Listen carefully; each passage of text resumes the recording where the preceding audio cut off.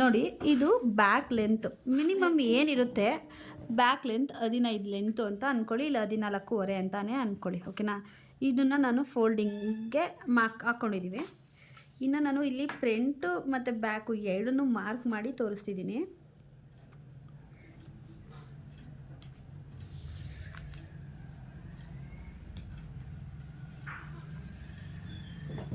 ಇಲ್ಲಿ ವಿಡ್ತು 3 ಇಂಚಿದೆ, ಇಲ್ಲಿ ವಿಡ್ತು 2 ಇಂಚಿದೆ. ಆಯಿತಾ. ಈಗ ನಾನು ಎಲ್ ಸ್ಕೇಲ್ನ ಯೂಸ್ ಮಾಡಿ, ಸಹಜವಾಗಿ ಟೈಲರ್ ಅಂತ ಅಂದರೆ ಎಲ್ ಸ್ಕೇಲ್ ಯೂಸ್ ಮಾಡಿದ್ರೆ ಆಲ್ಮೋಸ್ಟ್ ತುಂಬ ಪ್ರಾಬ್ಲಮ್ ಸಾಲ್ವ್ ಆಗುತ್ತೆ. ಓಕೆನಾ.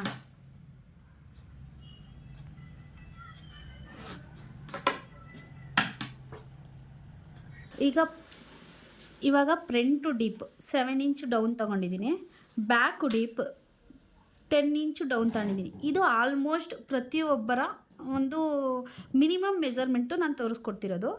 ಬ್ಯಾಕು ರಿಂಕಲ್ ಏನಿದೆ ಅದು ಬರಬಾರ್ದು ಅನ್ನೋ ಕಾರಣಕ್ಕೆ ಇಲ್ಲಿ ನಾನು ಶೋಲ್ಡರ್ ಹತ್ರ ಫ್ರಂಟು ಡೀಪ್ನ ನಾನು 8 ತಗೊಂಡಾಗ ಇಲ್ಲಿ ನಾನು 2.5ನ ತಗೋತಾ ಇದ್ದೀನಿ. ಓಕೆನಾ.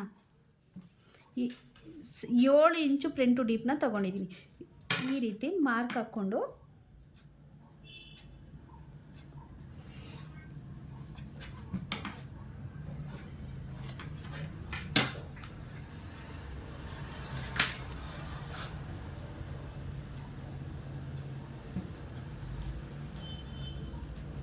ಇದು ಫ್ರಂಟ್ ಡೀಪ್. ಓಕೆ.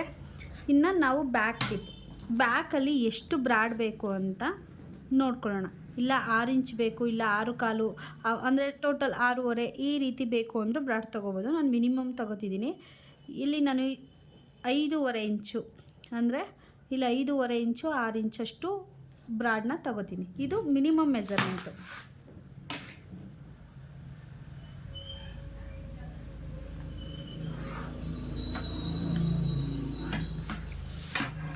ಇದು ಏನಿದೆ ಫ್ರಂಟು ಡೀಪು, ಅದಕ್ಕಿಂತ ನಾನು ಬ್ಯಾಕಿಗೆ ನಮಗೆ ಎಷ್ಟು ಬೇಕೋ ಅಷ್ಟನ್ನ ಮಾರ್ಕ್ನ ತೊಗೋತಿದ್ದೀನಿ. ಓಕೆನಾ.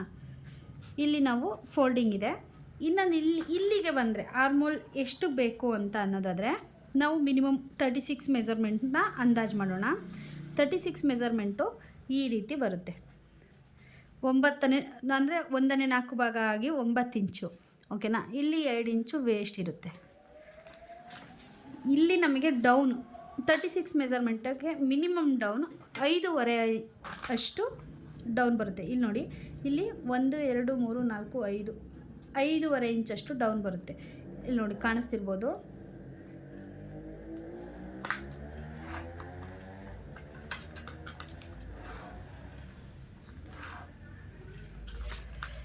ಈ ರೀತಿ ಡೌನ್ ಬರುತ್ತೆ.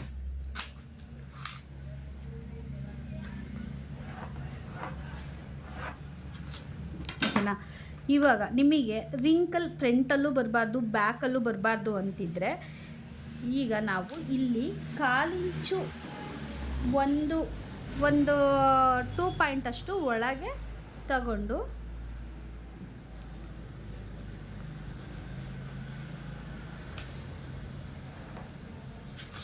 ಈ ಮಾರ್ಕ್ ಬಂದು ಫ್ರಂಟು. ಓಕೆನಾ.